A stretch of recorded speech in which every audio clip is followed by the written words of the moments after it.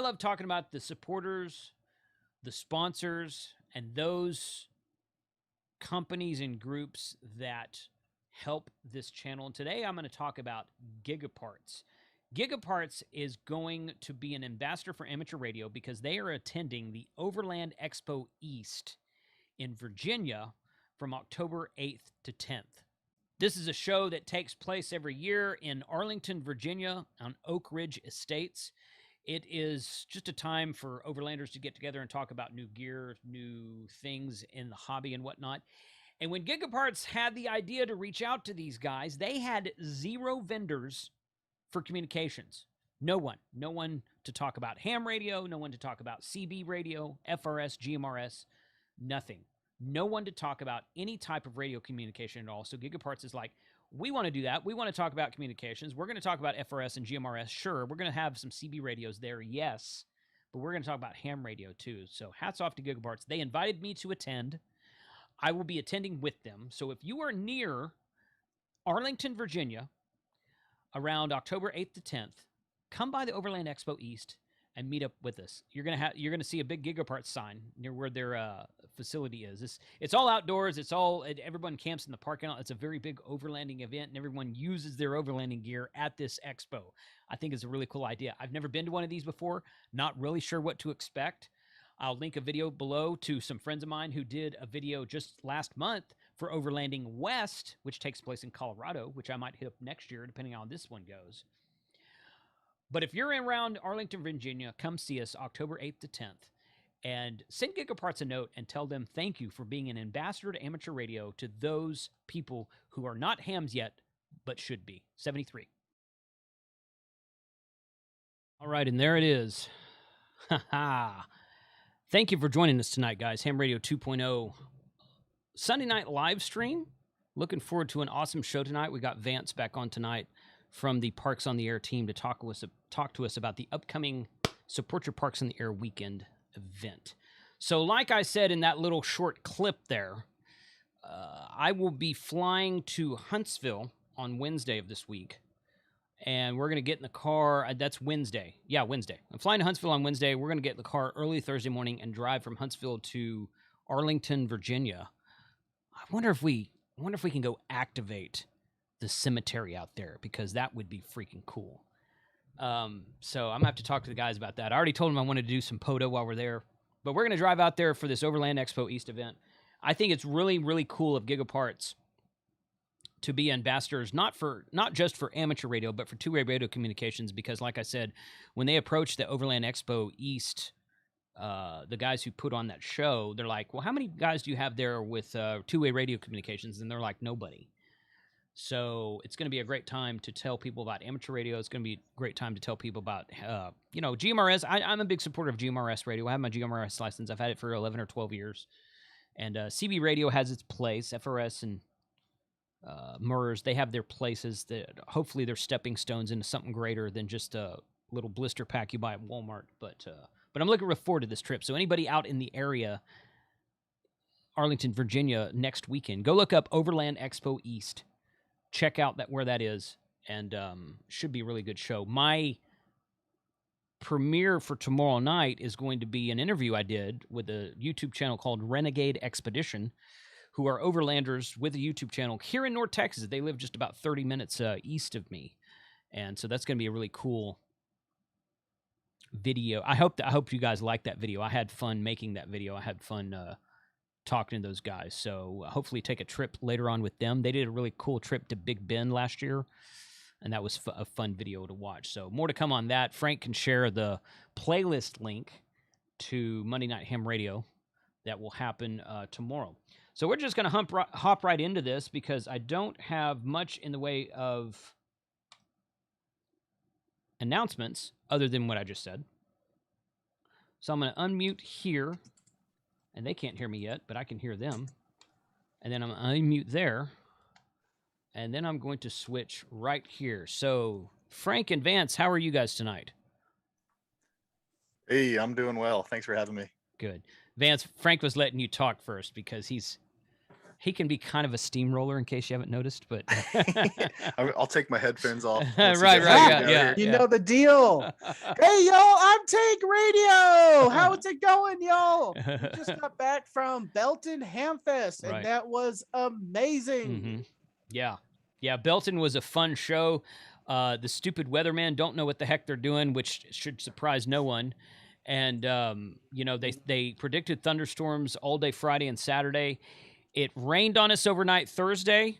I wouldn't call it a thunderstorm. I don't remember hearing thunder or seeing lightning, but it rained on us. We got up the next morning. It was cloudy, looked like thunderstorm clouds. It was misting on us. But by about 10 or 11 that morning, it stopped. And by noon, it was much brighter. So you could tell the clouds were getting thinner. And by like 2 o'clock, it was like what I would call 50 to 60% partly cloudy. The sky was showing. And by later that evening, it was almost clear skies. So it was. And who knew? We got a lakeside view there.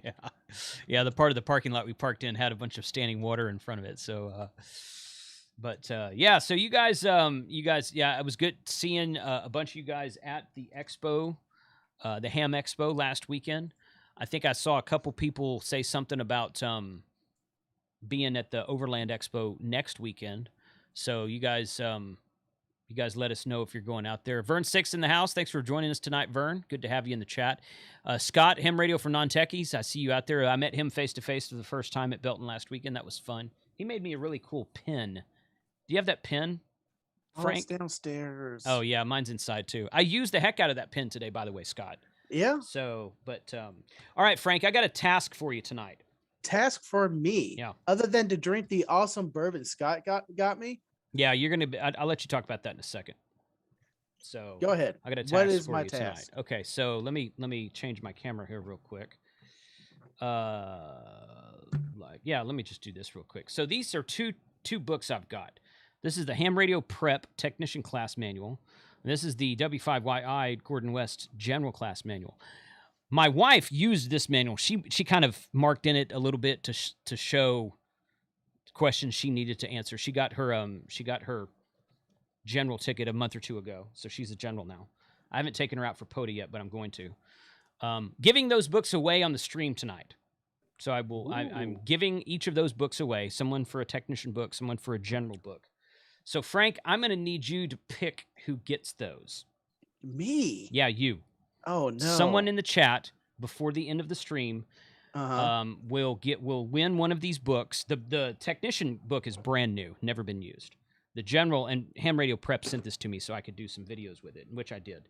Look at that, QSL cards. We were just talking about QSL cards a minute ago. So put those over there. But the Smoke Signals RF, look at that. A cool sticker from Don. Obviously, that was in the mail when I got the book in the mail. So I just stuck that stuff in there. But yeah, so pick someone from the chat tonight. Be watching the chat. And you guys in the chat, if you could use a technician book, if you don't have a license yet, or you know someone who doesn't have a license yet, or you could use a general book if you want to get your upgrade, or you know someone who wants to get their upgrade, put a reason in the chat why you want it.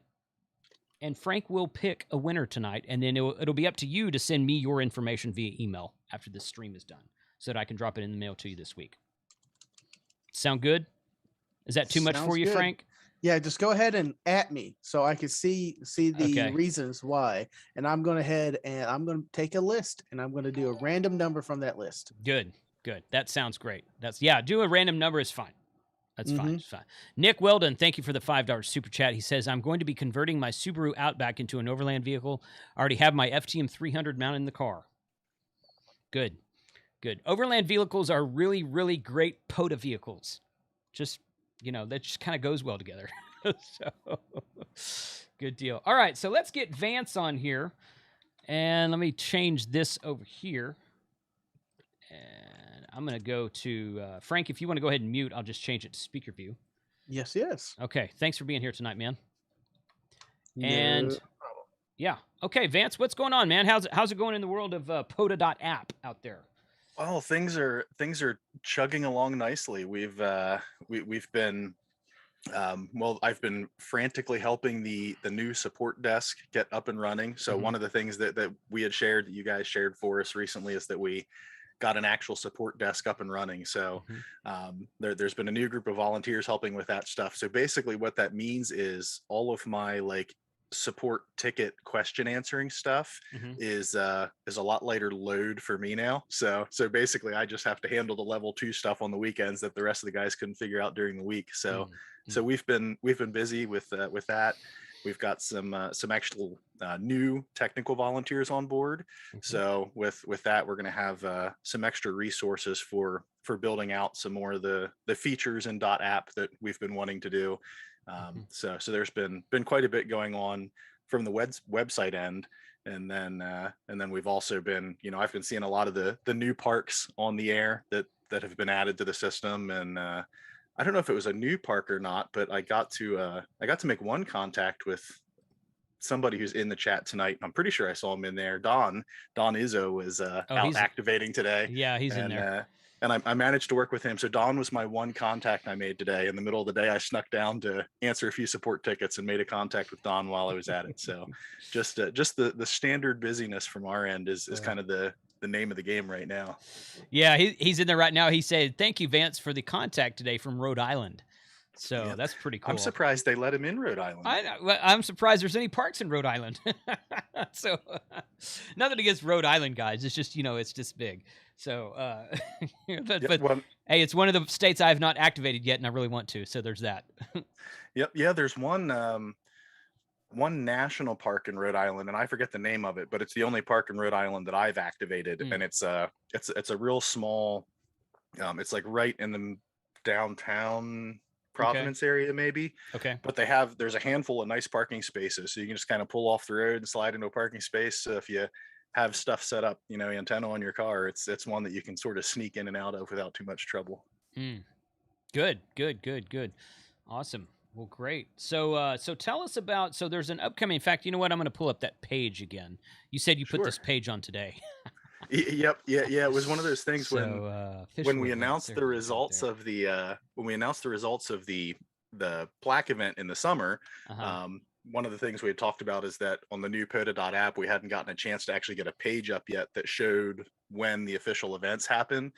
And then when I was looking at my schedule this weekend and sitting down to answer tickets, I'm like, I should probably get that page up there real quick because it's going to mean it's been 3 months since we talked about it and I still didn't have it done. Right. So as of this morning, we have just a real basic page that just outlines when our Support Your Parks event and the plaque event happen each year. And it's the third full weekend of each month where they happen. So January, April, July, October, and I guess January would be the next one around again. Right.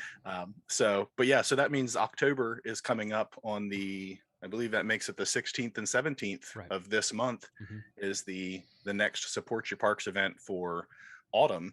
So the Support Your Parks events that are outside the summer one, they're really just like weekend activities, get out, have fun. They're a really good opportunity, especially the autumn one coming up here in October is a really good opportunity to be able to, if you're into like the winter stuff, winter field day, things like that, the autumn one is a good opportunity to get outside and test your gear when it's not super cold yet, but it's cool enough that it lets you make sure that, if you have portable heaters you use, make sure your heaters are working, make sure your generators are running when the weather's still pleasant enough that if you realize something isn't working, that it won't throw you off, for the whole weekend. So the autumn event is a great opportunity to do that. Last year during this time of year, I'm always surprised how many folks are still getting out for full weekends when it starts to get cold. At least in the Northeast where I am, it's starting to get cold. But last year there was still almost 16,000 QSOs the weekend of the autumn event. And there was a couple hundred different people got out that weekend. They activated like 300 parks last autumn. So I'll be really excited to see what happens this autumn, just because of the amount of growth we've had since last year. This time last year, we were, there was quite a few contacts happening in any given month, but we've now reached the point in POTA where in any given month, we're having 150 to 200,000 contacts. So it won't surprise me if we see, 20,000 plus contacts this coming fall event.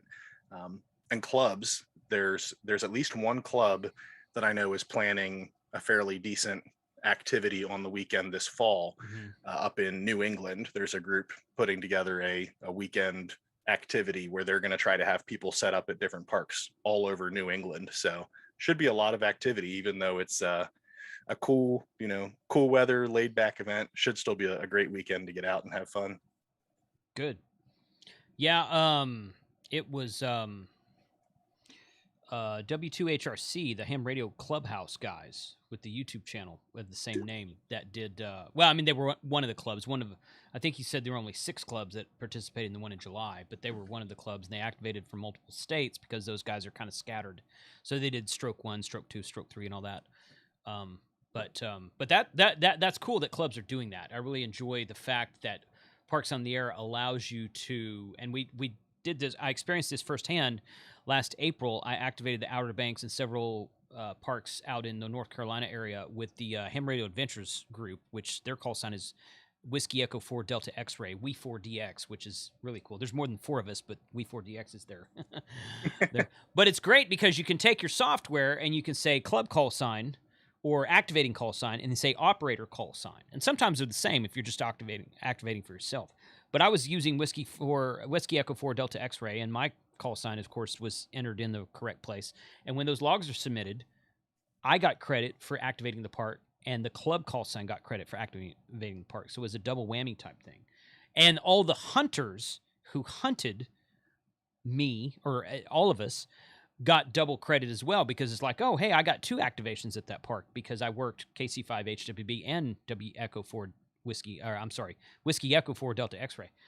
So I think that's a really unique thing that Parks on the Air offers that other programs don't offer. Nothing against those other programs at all. I did some summits on the air last month, and it was incredibly fun because we don't really have summits to speak of in Texas. But so it's good to get out to those activations. But there's a few more rules and stipulations behind it, which I understand why those are in place. I'm not saying they should change anything, but the way that Parks on the Air does it is just, guys, get out there and get on the air. I mean, that's really all you guys seem to care about. And I think that really benefits amateur radio and really pushes amateur radio forward, especially with folks who don't have ways to sit down at their home and put up a big antenna and work HF all day long. So I just think it's a really great program you guys have, which we've talked about that before, but there may be different people watching tonight or listening to the after chat or listening to this entire episode, along with all my episodes, will be posted to a podcasting service called Spreaker, which spits it out audio only to SoundCloud, iTunes, iHeartRadio, and a bunch of other platforms as well. So thank you to those who listen on the audio section only, the audio only section as well. But Vance, tell us what you told me before the stream started about the number of QSOs you logged for September. Yeah, so this will be a little bit of a sneak peek for the September update that'll be coming soon when we release the official September update. But September was officially the busiest POTA month ever. So in the month of September that just wrapped up, now there's probably still some logs coming in, but when I checked, yesterday, day before, there was something like almost 240,000 QSOs made in September. Wow. which is the biggest number of QSOs we've ever had in POTA. So wow. So the growth, it has just continued to grow and grow and grow, which is awesome, because it means when we have like our weekend events, or when somebody just decides to go out and get on the air at a park near their house, there's going to be people looking for you. It's not like the very early days when some of us would go out. If you were going out on like a Monday or a Tuesday, you'd kind of like sweat it a little bit, going, I don't know if anybody's going to answer my CQ. But now it really doesn't matter what time of day or week, or it's you're going to get some activity. So I'm really looking forward to the autumn event coming up here, just because of how steady that growth has been. It'll be interesting to see when when we're ready to come back and say, hey, here's kind of how the autumn event wrapped up. It'll be interesting to see kind of what total numbers and stuff are looking like. It'll be a really good test of the waters if we're still seeing big growth. If we end up with more contacts in the autumn event than we had during the plaque event, we'll have to come up with I don't know, we'll have to maybe get Vance to shave his beard off live on somebody's YouTube stream or something if we end up with having more contacts in autumn than we did during the plaque event. Yeah. Wow, that's crazy. But I mean, but there's nothing special. I say special. There's nothing like the plaque event. People get plaques and special awards, and that was an awesome stream. You came on and announced all those guys. I know that Bo KH7FC, I think is his call sign. He was like, "What? I won what?" And he won like 3 awards that night. It was awesome. So because I met Bo and he's a really good guy. So, but there's nothing special like that for this upcoming event, right? Or what sets this aside, I guess, for so there's no plaques or anything associated with the autumn and the winter and the spring events. But we do have all the same statistics and stuff available. So, after the event, we'll certainly be kind of looking forward to just sharing at a high level, Good. Who was out, who was making contacts, what the numbers were. We'll be able to share all of the same kind of categories as we do during the summer event, just because I know people are curious, because I've already actually somebody who I owe a message to back, one of our Canadian activators already asked me like, hey, I know there's no plaques, but are you guys going to at least share what the numbers are for the autumn event? So yeah, we'd love to come back and at least share the numbers, just so that people who are curious can know. But then there's some other interesting stuff, because it'll be more laid back and more for fun between now and that weekend, or even between now and when we share what the results were from the weekend.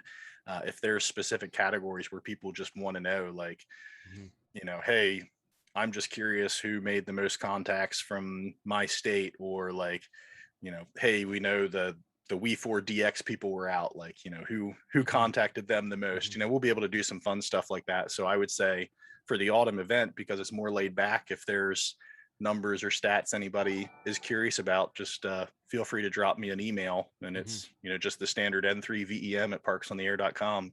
And if there's information that you'd like to find out after the autumn event, I'll be certainly willing to look up and share some information, as long as it's stuff I can look up. Every now and then people ask about a statistic that I go, well, I don't know, we don't capture that information, so I have no way to tell you. But that's all right. I mean, you can't capture everything, so that's all right. But I am excited to say, and I've said this before, I'll be in Costa Rica the last weekend, or the last week of this month. We're flying down on Monday and coming back the following Monday. And there's unactivated parks in Costa Rica, and I wouldn't even really care if they were unactivated or not. I've been first activator on a couple of parks around Texas, and that's fun. But I want to activate a park in Costa Rica. I mean, because why not, right? So I'm really looking forward to going to Costa Rica at the end of this month and activating a park, maybe a couple parks. I'm not sure how far. I know there's one that's close. There may be more than that. While we're doing DXpedition down there, not at our homestead, as it were. And then 2 or 3 weeks later, after I come back, assuming they let me back into the country, which is always a question, my wife and I are going to Hawaii, to the island of Kauai. This is a trip we bought and paid for like 2.5 years ago, and it got kiboshed because it was supposed to take place in May of 2020. Well, so they let us put it off, and they just kind of saved all our information. But we're going to the island of Kauai in the second week in November, I think it is. And guess what? There's a POTA spot like 30 minutes drive away. So I'm like, honey, I gotta get all 50 states in my logbook, and this is Hawaii, so I gotta go activate a park in Hawaii, which I think it's a summit also, but I gotta check on that. But definitely gonna do some POTA in Hawaii. That's gonna be fun as well. So, are you gonna get Emily to also activate down there? I might try to. I may try to get her to activate down there as well, because that's yeah, that's a very good possibility. We'll see if she wants to or not. But she's already picked out a couple of hiking trails for us, so I'm kind of excited about that as well. We're gonna do some hiking while we're down there. And in Hawaii would get you'd get into islands on the air too, right? Oh yeah. Yeah, I assume so. I haven't looked that up, but yeah, I'm sure they're an island on the air as well. So yeah. Yeah, so you might be able to lug your stuff out somewhere and get a summit and a park and an island and everything all at once. Yeah. I do have a quick question here. How can you go about to list a park on for the POTA website? Yep. So I'll give the official answer first, and then I'll give the caveat at the end. So if you go to the main like informational site, which is just parksontheair.com, on the main page, there's a list of state coordinators, state mapping reps. And those are the folks who basically consolidate the information, look up parks to make sure that they meet the criteria for being a POTA park and things like that. So that's the person that you would notify, that, hey, there's a park that I think should be included. And then they go through the process to get it added. Now, the catch is right now, because we just went through and added those, 1,000+ parks to the system. Right now, we're actually focusing more on getting some of the DX entities added. So if you submit a request for a US park right now, basically it's going to go on a long waiting list currently, because we just did a big massive effort to get a bunch of US parks added. So you can add it, it'll get kind of added to the backlog, but just know, for the next, number of months, potentially even up to a year, depending how long it takes, we're going to be focusing on getting more of the DX parks added. So good. Now, if it's a DX park you're asking about, yeah, then it'll probably get in right off the bat. Explain what a DX park is. Is that just means something outside of the USA? Yeah, okay. Basically anything outside of the kind of like the continental US. Gotcha. Continental US, so including Alaska and Hawaii. Yeah, Alaska and Hawaii, because they're technically DX entities.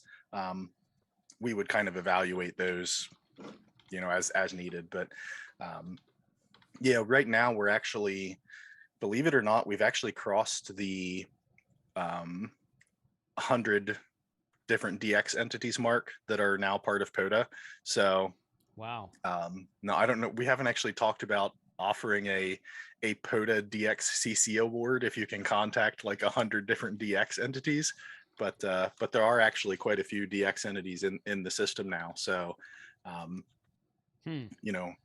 fall time is, for me anyway, I always had a lot of luck with kind of DX chasing in the fall anyway. So yeah, wouldn't surprise me if we see a lot of those DX parks on the air the 16th and 17th. That's good. That would be good. I was amazed the first time I ever worked. I assume Canada is considered DX as well. Sometimes it's easier to contact Canada than it is other parts of the U.S. I can certainly get Canada easier than I can get Alaska from here in Texas. But the first time I ever worked a park to park in Canada, I was in the West Gulf Coast. I was in Galveston Island State Park, about 5 hours south of where I live. And I'm calling CQ. And of course I'm working station after station. It's, it's like typical POTA. And this guy comes back, he says park to park. And I said, yeah, park to park, go ahead. And he's like a Victor Echo something, whatever the number was. And I'm like, say that again? No, Victor Echo, blah, blah, blah, park to park. And I think it was, I forget it, where it was British Columbia or Saskatchewan, however you say that. But I think it was British Columbia, if I'm not mistaken. And I'm like, dude, you're like 5'6", 5'7" out here, buddy. Park to park in Galveston Island. He's like, thanks a lot, man. Yeah, you're about 5'7" out here. And I'm like, holy crap, I just got Canadian park to park from Galveston 100 watts, dude. That was fun. I enjoyed that. Was not expecting that at all.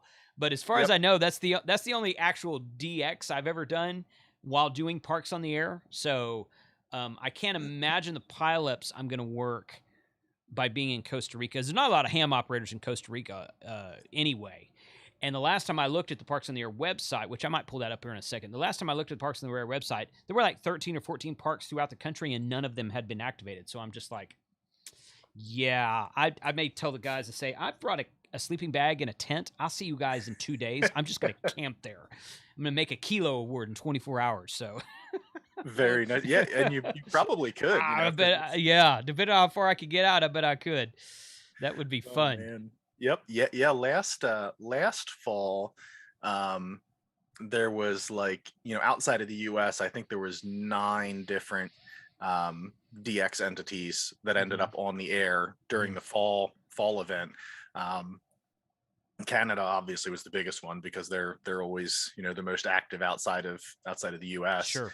But outside of the US and Canada, last fall Australia was actually the most active DX entity during the fall event.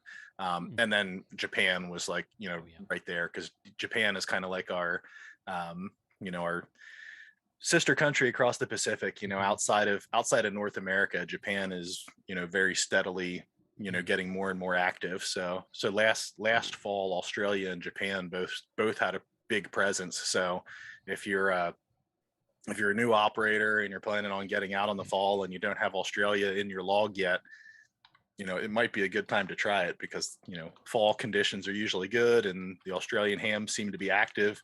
It's we're getting ready to get into our cold weather, and by that time they've had cabin fever from being inside all winter long. So they're all like ready to get out in the parks. Right. The weather's starting to get nice, so it's a real nice overlap, and a real good time to get some POTA DX in there too. Absolutely. Yeah, I have to tell Hayden about that and see if he's planning on doing that event, because I'm not sure if he knows that Australia was so high up on the list last year. So that's a good and VK Ham is he's not in the chat today, but he's a lot of time in the chat. It's got a channel called VK Ham, and 2 or 3 other guys out there that do ham radio YouTube stuff. They're pretty active. Their field days in like December or something like that, because it's summer there. Yeah, that's when it's summer. So, yeah.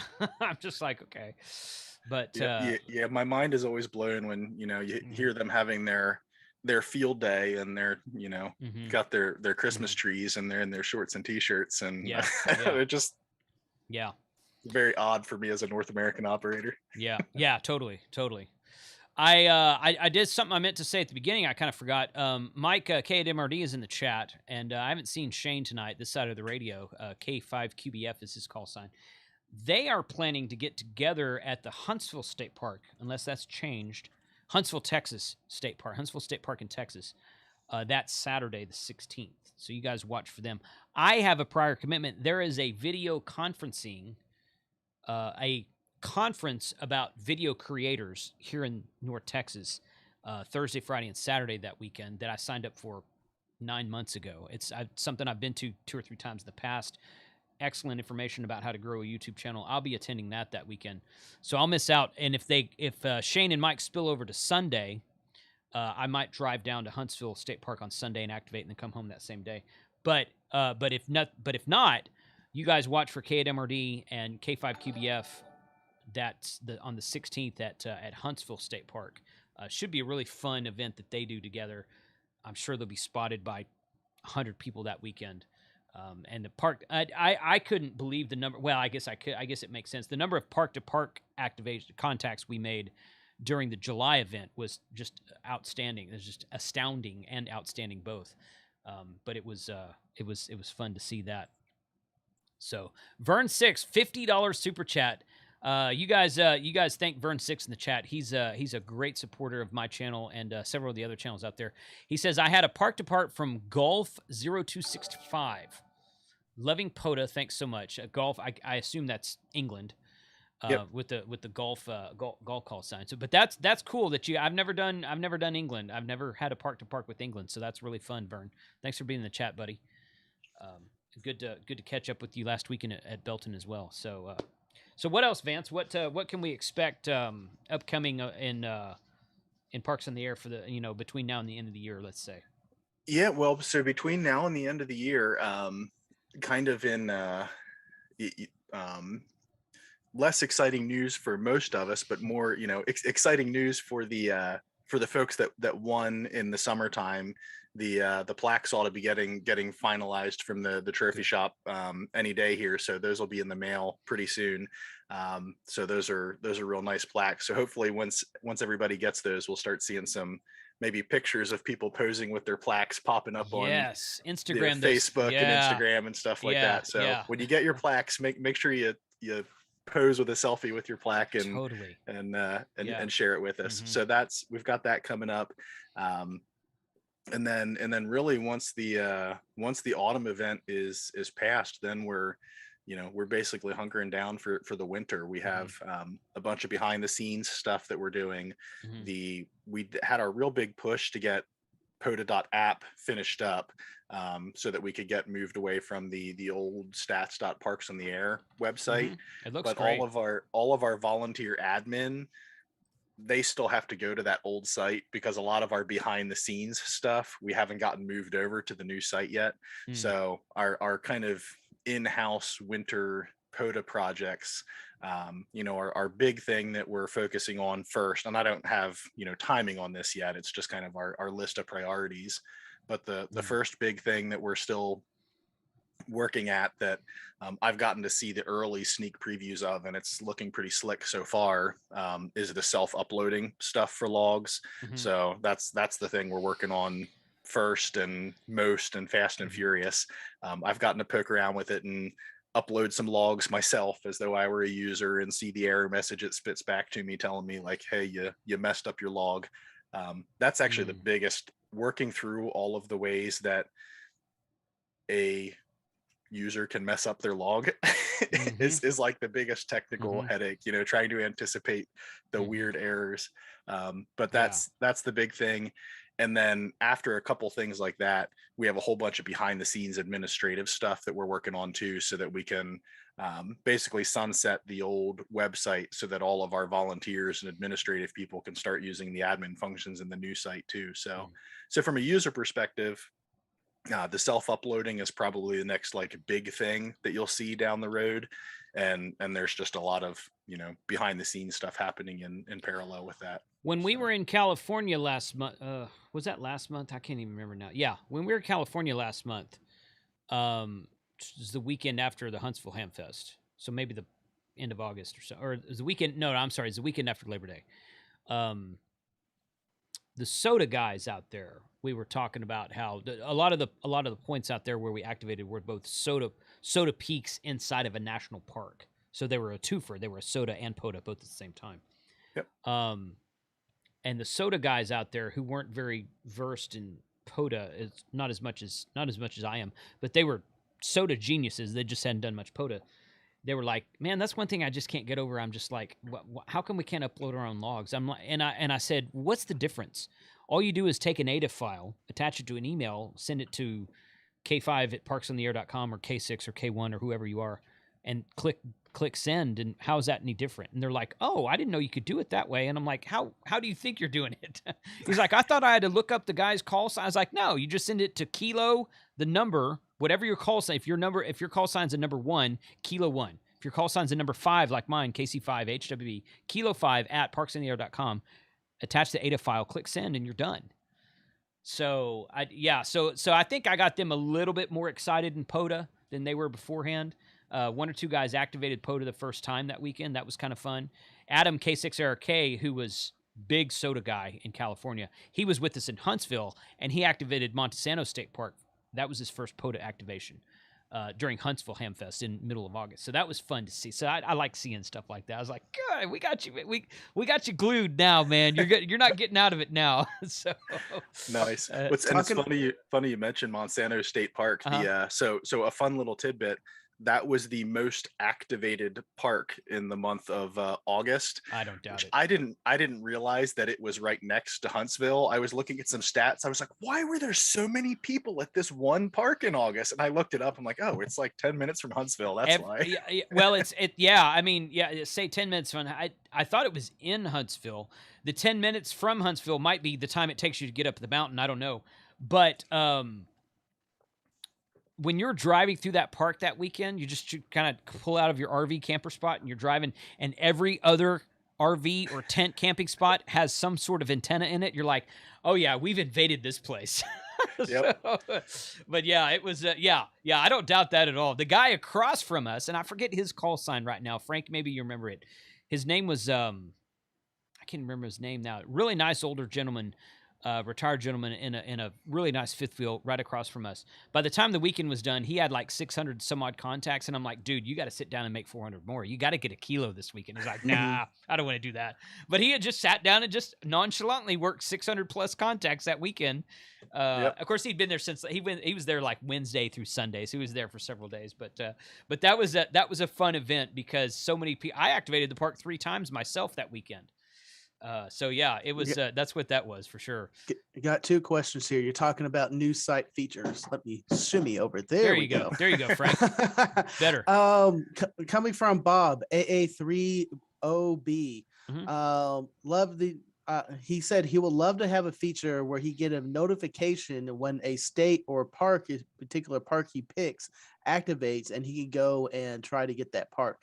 So if you're trying to hunt and get all the parks in a particular state, you can set a notification when that is activated. And I don't know if it's on there now. Another feature would be also to self spot yourself and have that pre-scheduled. Yeah, so we have I know on the list, on the backlog list of like feature requests is the notifications stuff. Okay. There's that's actually been on our list for a while, like various types of notifications, and kind of step 1 of that was basically getting POTA.app up and ready, because it's basically a more modern website. So, you know, as much as we all hate cookies, we love cookies for stuff like this, because cookies are what let us, you know, set your preferences for if you like table view or card view or dark mode. But that's also how we can start, you know, building notifications options and stuff like that. So that's definitely in the list. The spotting on a schedule, that's actually a new one. So we have, you know, for if you're doing CW or FT8, we do have kind of the feature baked in where if you schedule your activation ahead of time, if the CW reverse beacon picks you up on FT8 or CW, it'll then automatically spot you because it sees you in the schedule. We skim RBN. So we say, hey, look, this person scheduled an activation. They're now on the air calling CQ. Let's spot them. So we do that. But we don't have anything built where it's just like on a schedule, a spot just goes up. That's I kind of thought that was the same thing as scheduling your activation, was that you would correct me if I'm wrong here, Vance, because if I schedule myself for an activation tomorrow at noon and I don't cancel that between now and then, I actually go out tomorrow at noon and start doing, does it not put me on the spotter page tomorrow at noon? No, It just has you on the scheduled activations page. Okay. And there's enough people that look at the scheduled activations page that if you're on the scheduled page and they're tuning around and they find you on the air, they'll probably spot you. But we don't do any like automatic spotting except for what we skim from RBN. Okay. No, the thing that we often joke about, I'm going to give away a big secret here. This isn't really a secret. It's not something we're working on. We just go like, hey, we wish somebody would work on this because it would be awesome. But with the advent of like the software defined radios and all the stuff that like the ham side groups are doing like that, we keep joking like we need somebody to basically build RBN but for SSB. So as soon as somebody builds RBN but for SSB, where somebody's basically taking a whole slice of spectrum, doing the audio processing, running it through whatever algorithms Amazon has to like turn the voice into text and then skim SSB, that's what we often say, like as soon as that exists, then we'll add spotting via whatever that is. Someone just needs to plug in a Google Home or a Amazon Alexa to to an HF radio. Yeah. So every time it says, every time you hear CQ POTA or CQ Parks on the air, Google Home says and sends the text over. I mean, it seems like it'd be a simple thing for those programming guys, but I don't know. I like to tease programming guys because Frank is one. So that's you're talking about voice recognition now, and then tying that part's already done, man. Google Home does that for you, and tying that into a wide spectrum. Yeah, that's going to be difficult because also you get up there, and what if, being a good amateur radio operator that I am, and the frequency I pre-choose, I'm going to be activating on 14.42. I don't know if it's in the bands, but I just randomly grabbed that number. That's not a frequency, Frank, but okay. You get there and someone's already there, or someone's already has a net going on that you didn't know about. So then you got to dial around, and then that schedule activation is no longer good.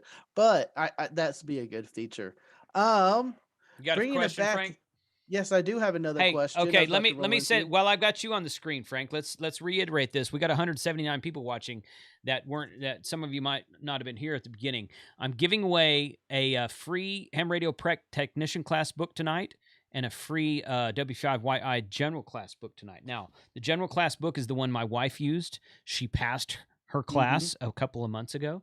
She's kind of circled some questions in it and whatnot. Like she's got some of these numbers circled and whatnot, but there's no damage in the book. There's nothing really wrong with it. And so it'll still be an easy study guide. But it's a free book. If you know somebody who wants to get an upgrade to general, or know someone who needs a technician book, Frank has been watching the chat for the entire stream, and he's going to pick 2 winners at the end of the chat that we're going to give away 9 for the general, and I got 4 for the technician. Awesome. All right, go ahead, Frank. I'm sorry. You have some questions that have been in the chat for Vance, I think. It's all right. One question, kind of self here. It's Blackened I'm drinking, and it's the Metallica whiskey, batch 105. Got it from Scott, and it's pretty good. If you look up that batch, it'll tell you what songs the whiskey was exposed to when they made it. It's crazy, man. Yeah, so Scott, ham radio for non-techies, he brings this whiskey, and he's like, they blast Metallica music into the barrel while it's fermenting the whiskey. And I'm like, that's a cool concept and all, but, so here's what I want. I want someone to take, like, maybe say, I don't know, 14.250 and blast that into a barrel of whiskey while it's, while it's fermenting. Because if you get a few CQ POTAs in there, that might be some really good whiskey. I don't know. A question about the subject line. You talked about earlier how to submit logs. Send it to K and whatever division you're in. 1, 2, 3, 4, 5, 6, 7, 8, 9. Whatever division you're in at parksontheair.com. I hope I said the .com right. That's correct. That's correct. Is there a format for the subject? There's not really for the subject. If you look on the FAQ that's available at POTA.app or parksontheair.com, there is a suggested format for the file name. Yes. And that's really just to make it easier for the call area managers to be able to upload the log without having to actually open the log to look at it. So if you follow that file naming format, they have everything they need to pick their menu options and do their upload. But for the subject, it doesn't really matter, other than, make sure at least your call sign and maybe a park name, but there's nothing formal. Yep. Good. Cool. What's next, Frank? And this is a general question about activating a park in general. Do you have to get permission from the park to activate it? That's a good question, and a very loaded question. Yes. Yes. So it really varies by park. So if you're not sure, look up the rules in your state. Most states will have a common set of rules that apply to pretty much all of their state parks. So if you're going to a state park, find the entity that takes care of the state parks in your area, look up their rules. If you're going to a national park, you almost just have to look them up by park specifically. And that's where you'll find out. Usually in their rules or bylaws, they have like things that describe like acceptable uses. Now, ham radio is never like explicitly in the list, but you can usually read through those lists, and based on the types of activities that are allowed or not allowed, you can usually figure out, what would be permitted or not. A real good example, some of the new parks in my area in Pennsylvania are the state game lands. So we have a bunch of parks that are actually state, they're actually funded essentially by hunting license fees. And so those state game lands have a unique set of rules, and they're basically set aside primarily for hunting, but then they have basically, secondary uses are permitted, and they have all the rules. And then they have a caveat that says, however, no secondary use is allowed at all during these time frames. It's basically hunting season. So there's, it's good to look at the rules if you don't know. Generally, though, you don't need permission, unless you're going to be setting up some kind of big thing and you're going to be having like your whole club coming and there's going to be lots and lots of people. So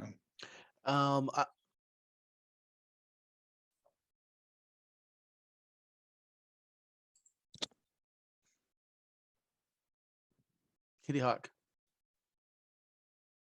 Yes.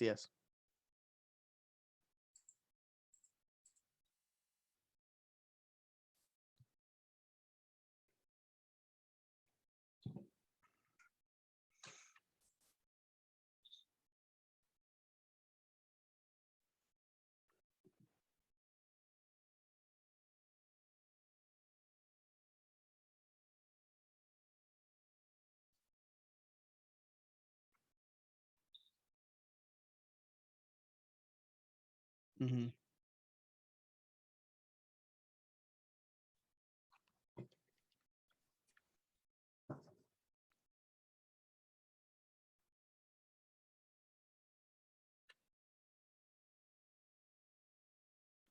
Jason, can you check the audio? I'm getting a lot of no audios and muted remarks. How's that? Is that better? We will know in about 40 seconds. All right. So I sneezed real bad a minute ago, so I muted myself. Hey guys, this is my first time on YouTube. I'm sorry, I haven't quite figured out how to use my controls yet. So let me say that again. Okay, so the only time I've ever run into not being able to activate at a park is when we were at Kitty Hawk for the Wright Brothers Memorial in North Carolina, just north, I think it was north of Outer Banks. And Matt A4MQ, he walked into the museum there. We all went to the museum, and he's like, hey, we're going to set up out here. And the lady in there, she was a ham.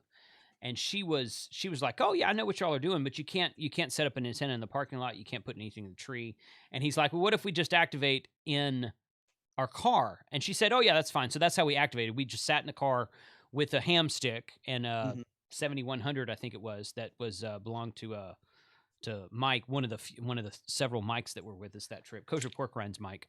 I think the good general rule on that is if it's a national park, since national parks are supposed to protect and preserve the land or a particular time frame, the good ham radio etiquette should be to go in there and talk to your park ranger, because we don't want to spoil it for anyone else. And if they say no, don't be a a good jackwagon.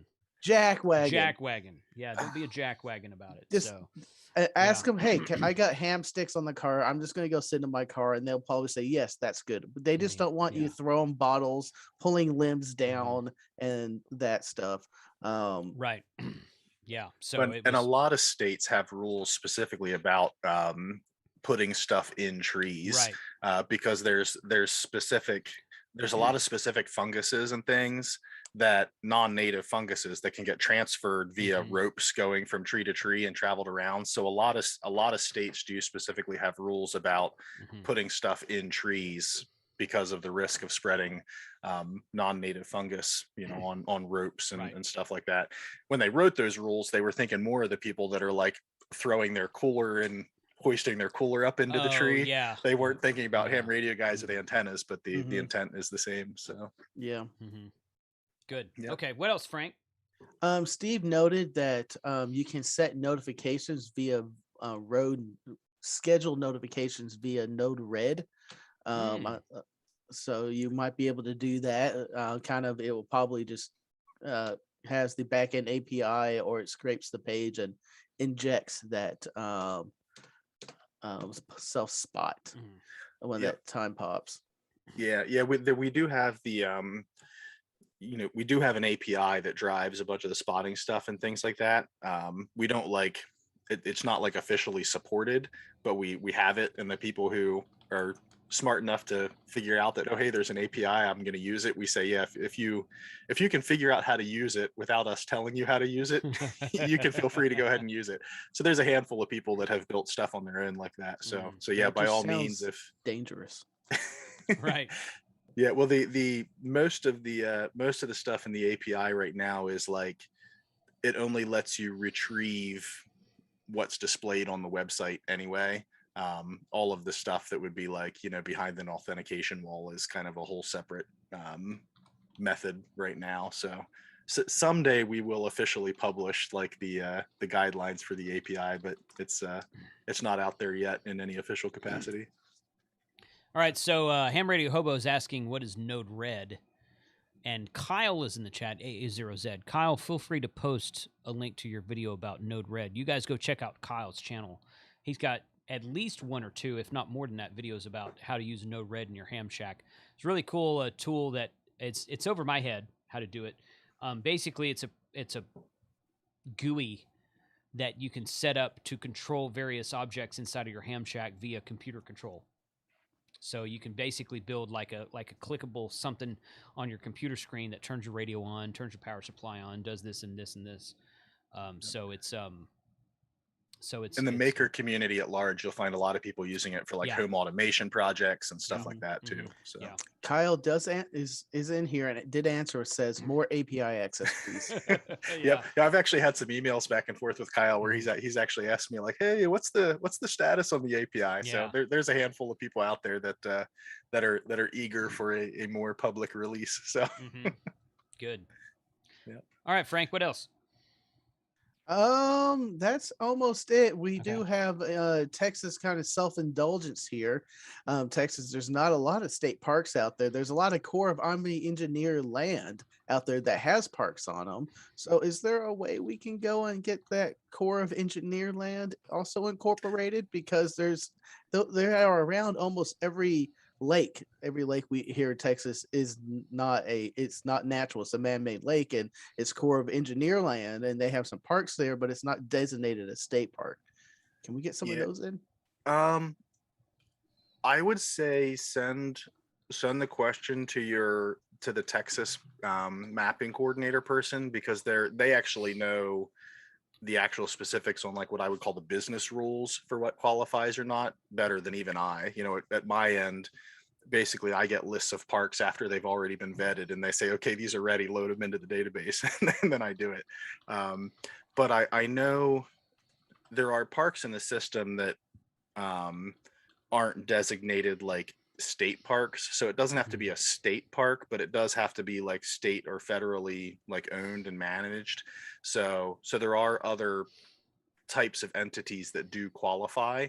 So I'd say, check parksontheair.com, see who the Texas person is, and ask them the question, and they'll know the answer better than I.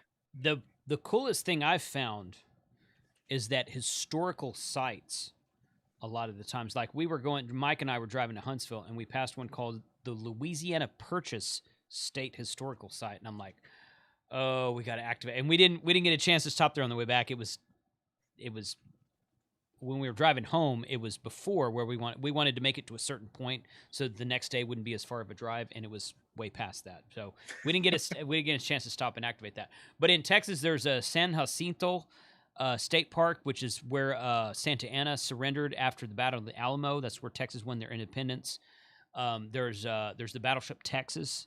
I'm sure the Alamo is. I haven't looked up to see if the Alamo is actually one or not, but I would really like to go down in San Antonio and activate the Alamo one of these days, assuming it is one. But there's historical sites like that, and the HRA group was talking about activating Gettysburg at one point.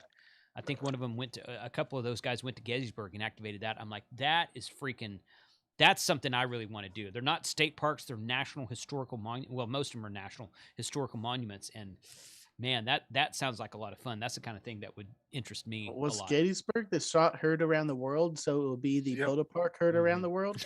Unless your call sign is November 3 Victor Echo Mike, then you will be there way too early in the morning calling CQ for like 45 minutes, and only one person answers because it's like 6:15 a.m. Eastern and everybody's still in bed.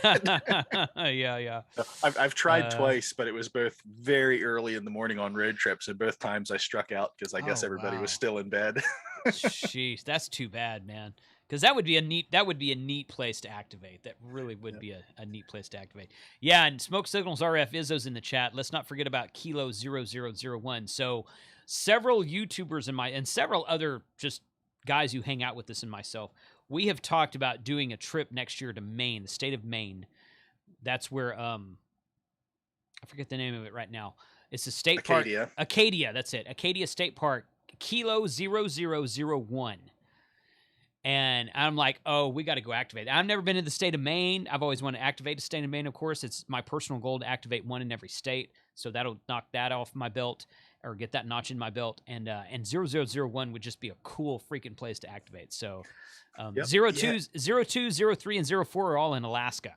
So I have to talk my wife into a trip to Alaska, maybe in 2023. But we have to come up with something like if you can activate like parks in sequence. So that would be fun. Talking about the numbers, there was a question, and I did kind of field it out, so I'm sorry. How do the numbers get their sequence, or how do the parks get their sequence? Is it just it's just arbitrary by the order we load them in, essentially? So yeah. Nothing formal. Now the first I don't know, the first couple hundred parks, we did essentially take the list of national parks on the air parks from the 2016 event, which I'm actually wearing is this shirt officially vintage yet? My 2016 National Parks on the Air shirt. Totally. We did actually essentially start with the list of parks that were part of POTA. So the first few, the numbers actually, if you look, the numbers actually match what the National Park on the Air number was. Okay. For a little bit, and then they go out of sequence, and after that it was just literally like whatever order we loaded them in is the number. But if you go up to Acadia, that's another one where you can get a summit on the air and a POTA at the same time. You go up to a Cadillac Mountain, go up to the top of Cadillac Mountain. There's a fairly large parking area, so it's fairly easy to just drive right up to the top and hop out of the car and take your gear whatever few feet away from the car you need to for soda, and you can kind of get a couple for that one. There's also a really fun place when we go up there to Acadia. There's a place up there that has yurts that you can rent, and so if you want to stay in a yurt, you can do that in Acadia. That's fun. Jason, can we do that? Let's do that, Jason. Let's do that. The only downside is the state park might have some too, but the place that we stayed in yurts when we go up there is privately owned, so the yurts themselves aren't in the state park, but you still have to drive over into the park bounds. But the park there has there's campground and stuff like that, so you can kind of stay right in the campground and set up too. That's cool. Yeah, we had there was yurts in that Lake DeGray Park that Mike and I stopped back in Arkansas on our way back from Huntsville, and we're like, yurts, what's that? We went and it's like a big teepee. I'm like, oh, that might be kind of fun to stay in. Let's try that one of these. We didn't stay. We had the trailer at the time. We didn't stay there, but I'm like, oh, I have to do that sometime. So, in fact, my wife and I are talking about making a trip next year to Big Bend, Texas, and they have yurts down there as well. So we might. Eric stay says Big Bend is park 0006. I saw that. Yeah, 0006. If that's in Big Bend, yeah, I'm gonna do Big Bend anyway, just because. You think we can talk to Shane and just do Maine, Alaska? I forgot where a couple others are. Then Big Bend and like all in a week, and do like the first 20. I want to go down to Big Bend and actually enjoy it. I don't want to be driving all over the place, setting up antennas and activating parks the whole time. Oh, fly. So I said, Shane, man, he's going to get those Southwest passes. He can get Southwest passes, I guess. Right, yeah. Well, that's one way to do it, I suppose. But, yeah. Cool. So, Frank, any other questions? No, I pretty much ran out the questions. I have an awesome comment by the door chick.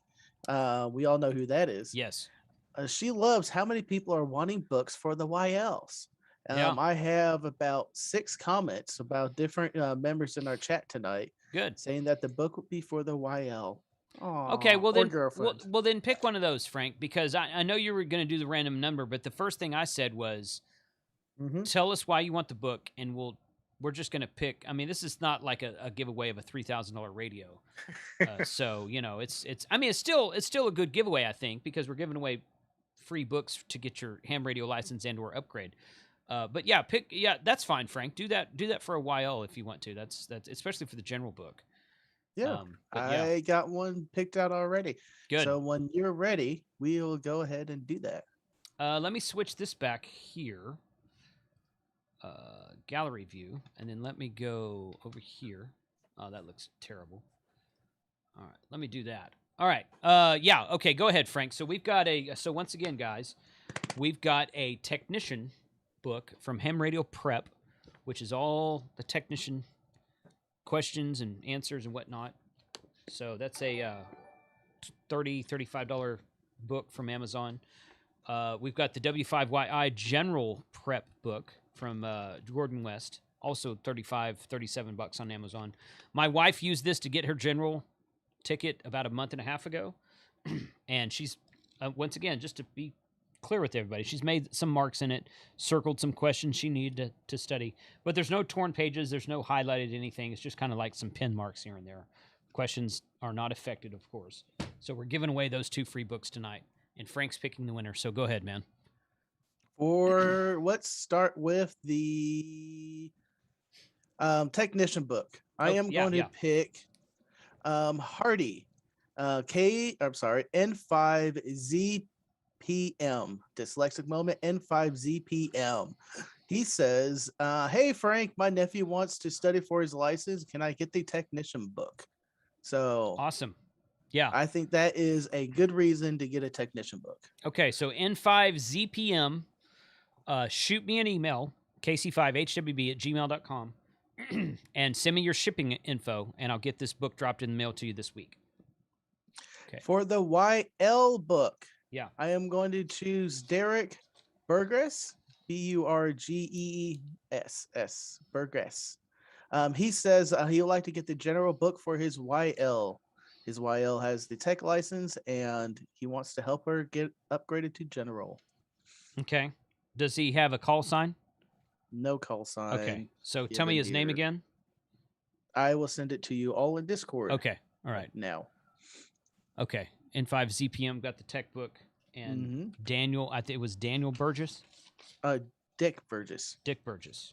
Okay. Burgess. General. Okay, good. So you guys reach out to me via email, kc5hwb@gmail.com. Let me know what your mailing address is. I'll get those dropped into the email this morning. This is great. Austin Grubbs, are you serious, Clark? I've got a t-shirt that says that.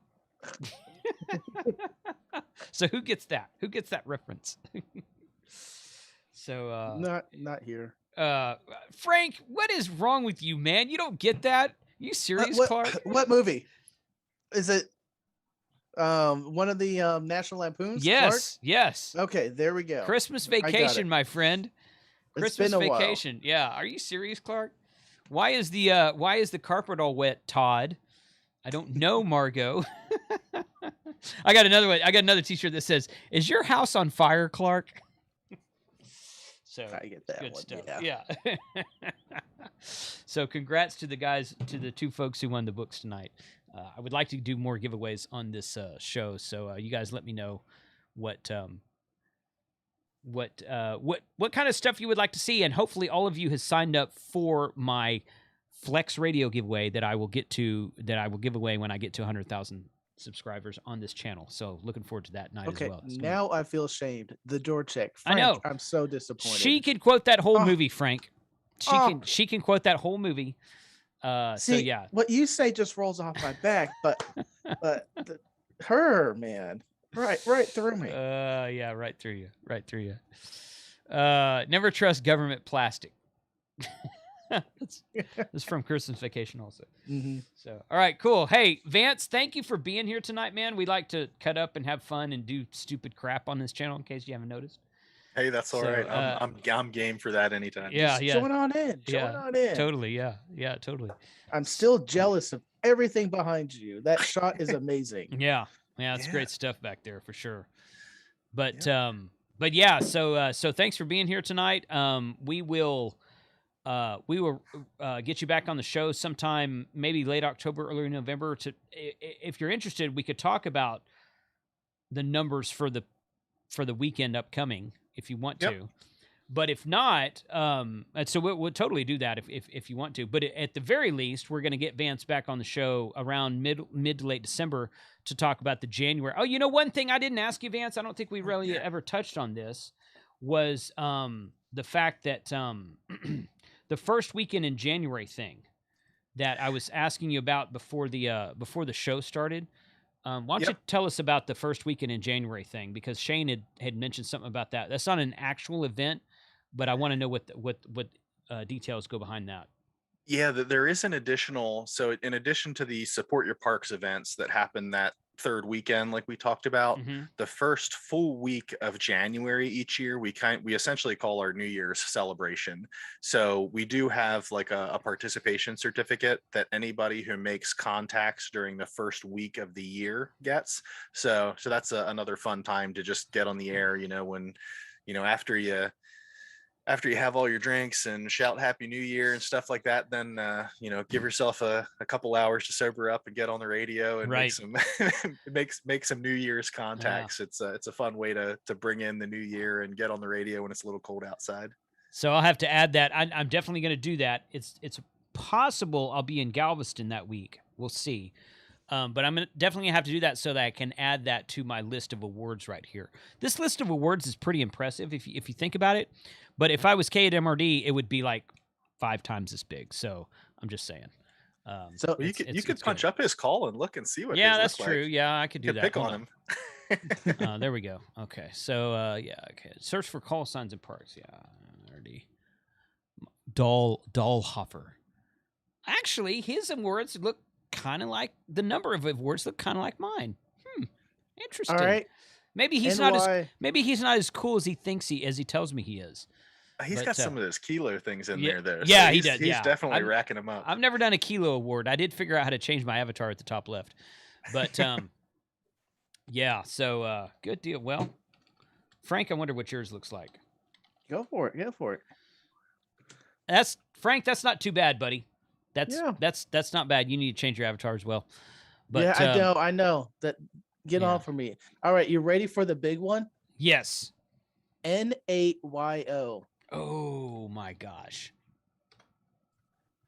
And the internet breaks. That's actually not as bad as I thought it'd be. I thought it'd just be like yeah, I know that dude knows how to POTA. If you ever want to completely destroy the battery on your phone, download Ham Alert and put N8YO into the activated call signs, the watched call signs. So anyway, that's cool stuff. Yeah, if you do want to see one of the real big ones, I think I don't know if Carrie is. I'd have to look at the leaderboards. She might be the top of the leaderboards of all time. KB3WAV. She's probably one of the most decorated hams in POTA. If you're looking for somebody that has a lot of certificates. Oh wow! Look at that. She's even. Was going to say she has so many that she even has gotten awards that we haven't made certificates for yet, which is why you see some blanks in there. Oh my goodness. And I don't recognize that call sign. I'm not sure I have her in my log, which is sad. Yeah, so Carrie's from, I think her and Ray usually go out together, KC3RW. They're from Maryland. Okay. So I can hardly ever work them because I'm too close. So I can't ever hear them on like 40 and 20. Mm-hmm. But I know like the folks in Michigan and out to the Midwest and up into New England work them pretty often. But yeah, that's there's a fun. talking about New Year rewards. Can I get a New Year's reward for being born on January 1st, baby? I want an award. Only if you can prove that you like tapped CW back through the womb when the ultrasound signal was bouncing I was in. kicking, then we'll call it a two-way contact. Kicking. Oh, that's awesome. Well, once again, Vance, thank you. This is, I love these streams. I really love supporting Parks on the Air. As we were talking about before we hit go tonight, guys, those of you in the chat, I get a lot of I get a lot of positive comments on my Parks on the Air videos. I really do. I get many more positive comments than I do negative. But the negative comments, I actually got one yesterday, I think it was. But it wasn't on a Parks on the Air video. It was on my Is Ham Radio Dead video. And they're like, oh, yeah, Ham Radio's dead. Yeah, blah, blah, blah. And I'm like, if you think Ham Radio's dead, you haven't done Parks on the Air. And that's just the simplest way to put it. Because Parks on the Air has, I can't count the number of people that I have talked to over email, over text messaging, the phone, in person, comments on YouTube that have said that, you know, I've always wanted to do HF, but I live in an apartment. I live in an HOA restricted area. I live somewhere I can't put up an antenna, maybe, but I get to go out to Parks on the Air and set up what I would set up a simple wire and call CQ, and I am the pileup that everybody wants to work. And you guys have seen my videos. You've seen Mike's videos. You've seen Shane's videos about how it is a total pile-up madness working Parks in the Air when you sometimes when you spot yourself. But if you just call CQ Parks in the Air, someone else spots you. It works. It takes a little bit longer, but it works too. But it's an awesome, awesome program. I just really like the things that Vance and Jason and a couple of the other guys on the Parks in the Air team have done. I really appreciate them moving amateur radio forward the way they have done. And I appreciate Vance, you being on the show and getting this information out to the masses to try to get just more people involved in Parks on the Air. I think that when you said earlier that September was the most QSOs in 1 month since the program started, I would like to think that that is at least in part due to all the YouTube, not just me. There's a lot of YouTube guys that have done a lot more Parks in the Air than I have. But all the YouTube channels out there, all the bloggers out there, all the people out there who've posted on social media, in the Facebook group for Parks on the Air, and that has just been really hammering Parks on the Air through all different kinds of means of just promoting the system and promoting the platform. I think it's an awesome program. I think it's a really fun, just get on the air type program. It's like field day every day. So it's very, very cool stuff. Yeah, the official motto from my 5-year-old is "Anytime is POTA time." So that's that pretty much sums it up. That's right. Yeah, that's good. That's good. So, well, thank you very much, Vance, for being on tonight. Look forward to catching up with you maybe after the Support Your Parks event this month. But if not, then definitely by December to talk about the January event. We'll get you back on then and talk about more of that. So thank you for being in the chat tonight. Thank you for your time, and I hope you have a good. If you're going to activate, I hope you have a good activation that weekend. You bet. Thanks. Yeah, I'm looking forward to that weekend. Thanks for having me on, and well, I'll be looking forward to coming back and kind of sharing how the weekend went after it's in the bag. Awesome. Good deal. All right, well, hang out on the Zoom for a second. I'm going to close this out, and I'll be right back with you if you have time. I'll be right back with you. All right, guys. So I want to thank all of the patrons tonight, Jerry Bauer and Aaron Heron, W6HER. I just realized that rhyme. I'd like to thank all the patrons for supporting the channel tonight. Really appreciate you guys being out there and just showing your support for my channel overall. I share all of my videos, all of my uploaded videos, except for the shopping videos, which get uploaded and go live pretty quickly. I share all the videos early to my patrons. I do a monthly call with most of the patrons, with the second and third tier patrons, and then I take that recorded Zoom video from that call and I share it to Patreon with all of my patrons. It never goes public on YouTube. It's only shared with my patrons. But you guys help move the channel forward. Thank you for your support. If you're interested in supporting the channel, go to patreon.com/hamradio and sign up. I've got 3 different tiers there you can sign up for. Definitely go out and do Support Your Parks weekend, which is it's 2 weeks from yesterday. So 2 weeks from yesterday, go out to a local park that's close to you, call CQ POTA, and don't be surprised by the number of park-to-park contacts that you get, because there'll be a lot of people in the parks that weekend.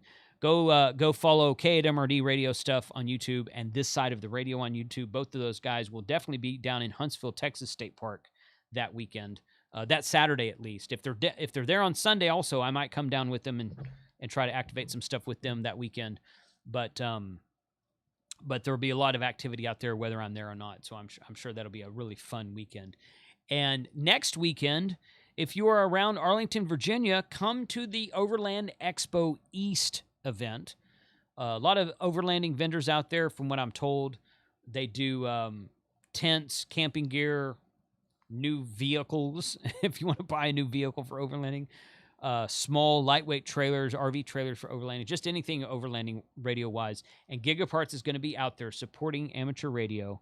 I'm very excited that they invited me to join and come along with them, and I'm interested to see what kind of exposure to amateur radio we can get that weekend. So 73 to you guys. Thank you very much for joining us tonight. Frank, if you're still listening, you can put the link to Monday Night Ham Radio for tomorrow in the chat once again. Congratulations to the guys who won the books tonight. Please do email me, kc5hwb@gmail.com, and we will catch you guys next time tomorrow night on Monday Night Ham Radio. 73 to all.